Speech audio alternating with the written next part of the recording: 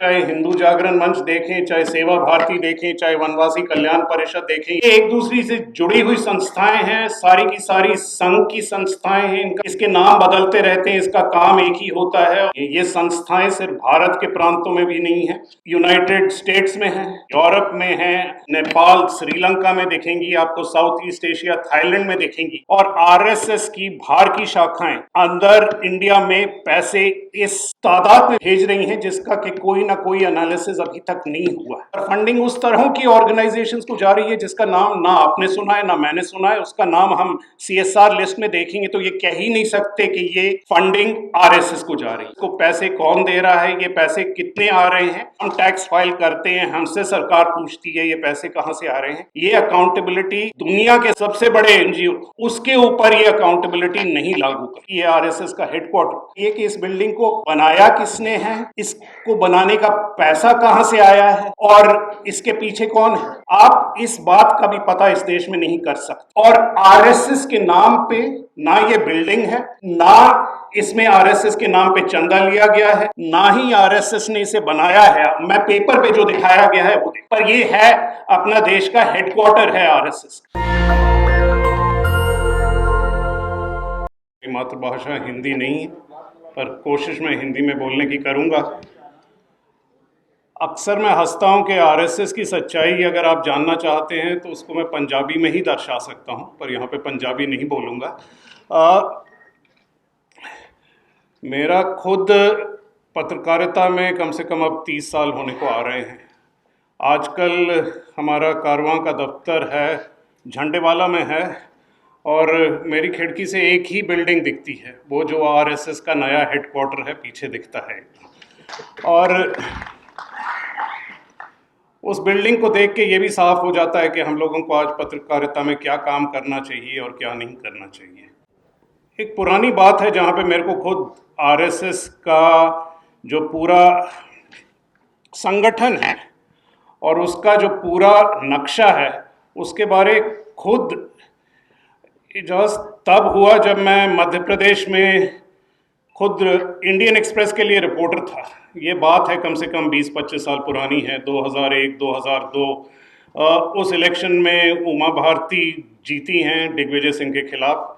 उस इलेक्शन के पहले संघ के अलग अलग जो संगठन हैं उन्होंने उस प्रदेश में अलग अलग तरीके से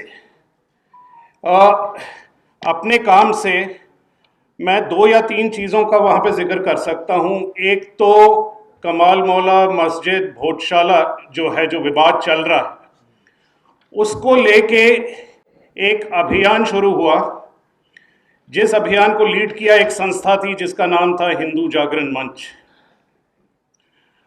उसी के 2 या 3 महीने पहले या साथ में झबुआ में, गुजरात से लगता हुआ इलाका है, और गुजरात में 2002 के दंगे कत्लेआम जो मोदी के नीचे हुए थे उसका एक झलक यहाँ पे दिखा जब आदिवासी, भील आदिवासी जो क्रिश्चियन बन चुके थे उनके ऊपर जो अटैक हुए हैं उसको संगठित रूप से वहाँ पे देखते हैं तो वनवासी कल्याण परिषद और सेवा भारती के अलग अलग ऑर्गेनाइजेशंस वहाँ पे काम कर रहे थे।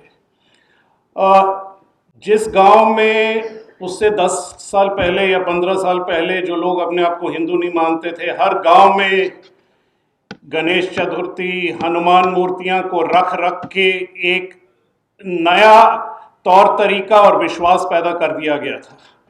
और वहाँ पे 3 और अलग अलग संस्थाएं आ गई थी सामने।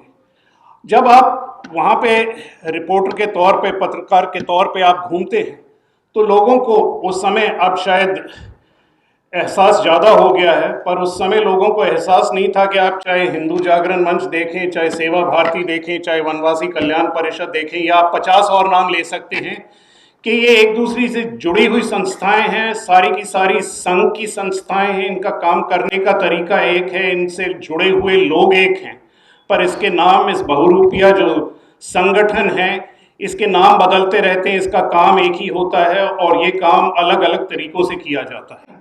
और इस पत्रकारिता से जो देखा हुआ मेरे जहन में जो विश्वास था, उसी को लेके हमने कारवां मैगजीन में अब काफ़ी पिछले 7, 8, 10 साल से इसी चीज़ पे एक फोकस लगाया हुआ है कि आरएसएस असल में कितना बड़ा या कितना संगठित ऑर्गेनाइजेशन है।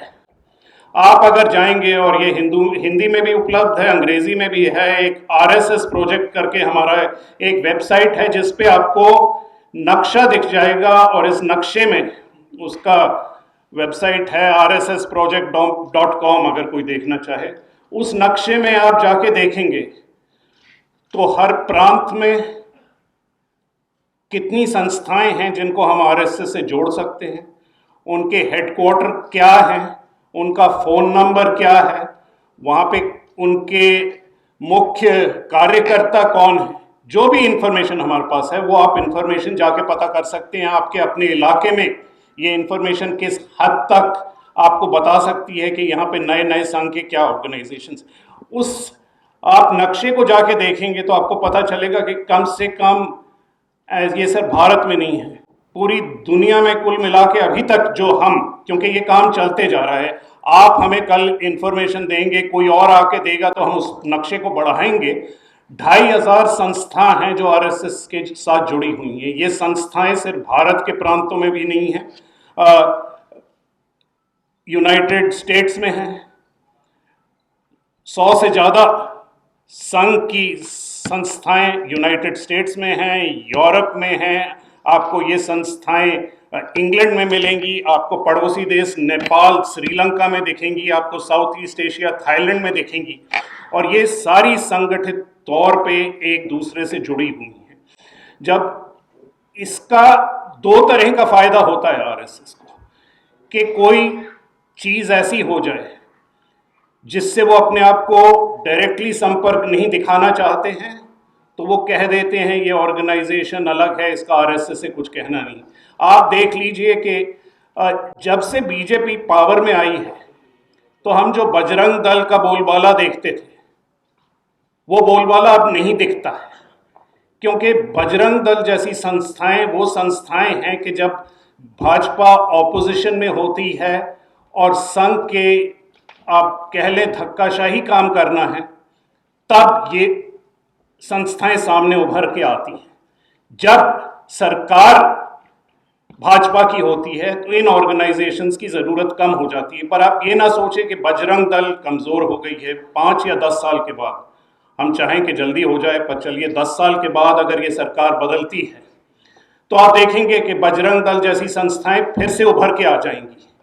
और इन सब संस्थाओं पे कंट्रोल जो आरएसएस एक्सरसाइज करती है, उस कंट्रोल का एक सीधा तरीका है, हर संस्था में आरएसएस में ट्रेंड लोग बैठे होते हैं जो संपर्क बना के रखते हैं आरएसएस के संगठन से।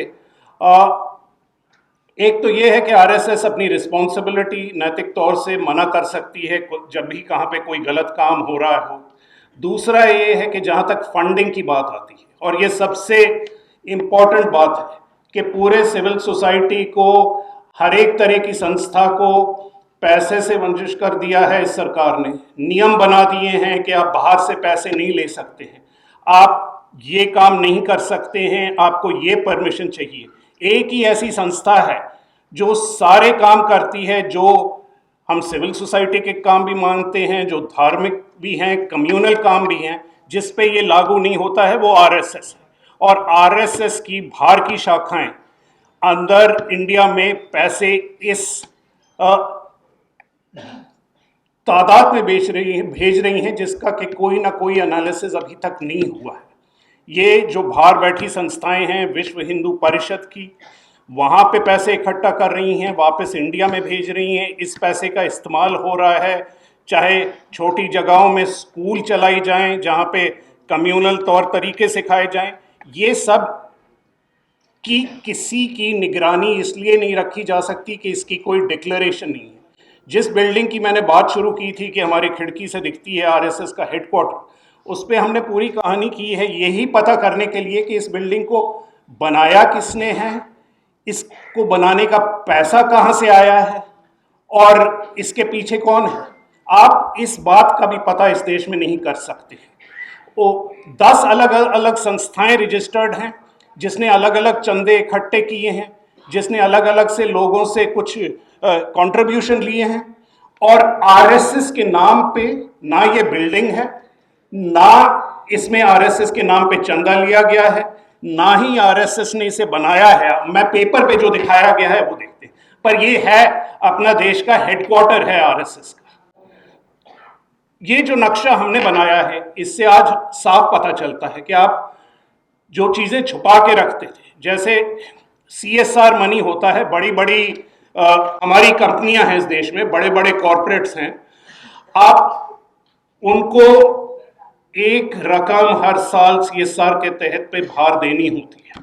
अब इस नक्शे से अगर हम मिलाएं तो हमें पता चलता है किस हद तक कॉरपोरेट इंडिया से आरएसएस की तरफ फंडिंग जा रही है, पर फंडिंग उस तरह की ऑर्गेनाइजेशंस को जा रही है जिसका नाम ना आपने सुना है ना मैंने सुना है। उसका नाम हम सीएसआर लिस्ट में देखेंगे तो ये कह ही नहीं सकते कि ये फंडिंग आरएसएस को जा रही है।